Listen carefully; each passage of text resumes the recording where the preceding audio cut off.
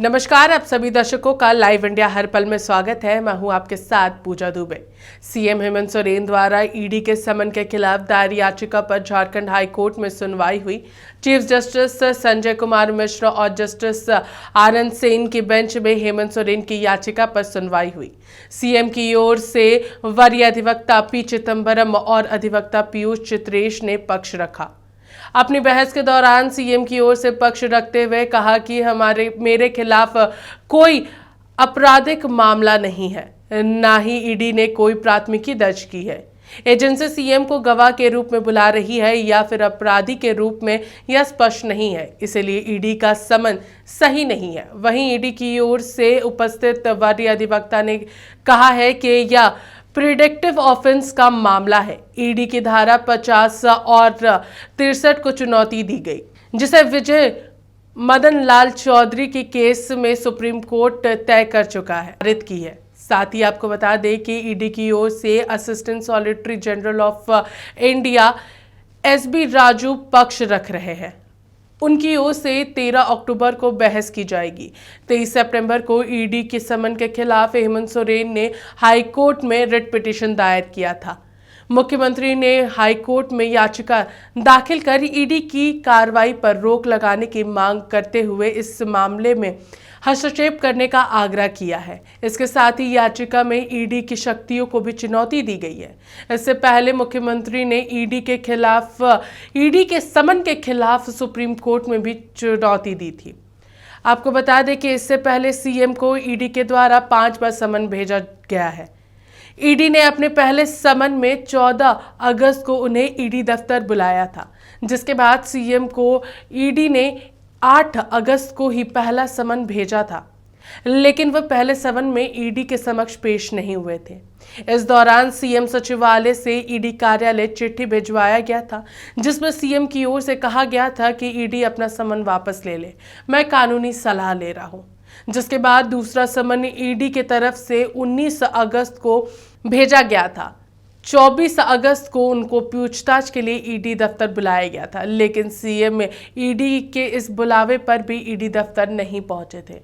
उस समय यानी 24 अगस्त को मुख्यमंत्री की जगह सचिवालय से सूरज कुमार नाम का एक कर्मी सील बंद लिफाफा लेकर ईडी कार्यालय पहुंचता था। आपको बता दें कि इसके बाद सीएम हेमंत सोरेन को ईडी ने 1 सितंबर को तीसरी बार समन भेजा। 9 सितंबर को ईडी दफ्तर में पूछताछ के लिए बुलाया था, लेकिन सीएम सचिवालय की तरफ से एक सील बंद लिफाफा फिर से एक कर्मी के द्वारा ईडी दफ्तर पहुंचाया जाता है।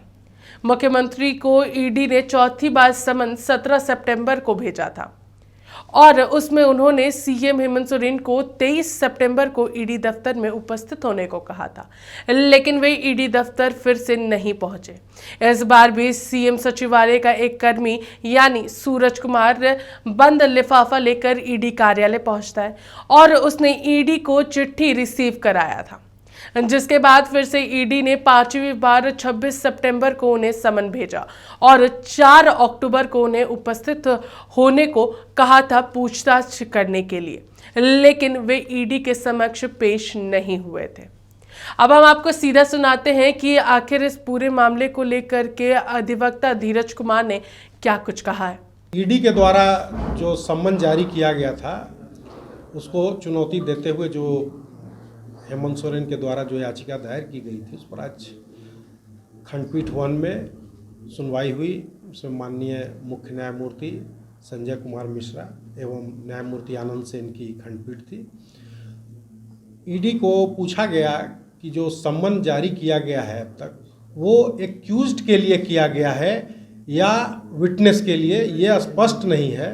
तो इस पर माननीय खंडपीठ ने ईडी को 13 तारीख को अपना पक्ष रखने के लिए कहा है और इस मामले को 13 तारीख को विस्तृत सुनवाई की जाएगी।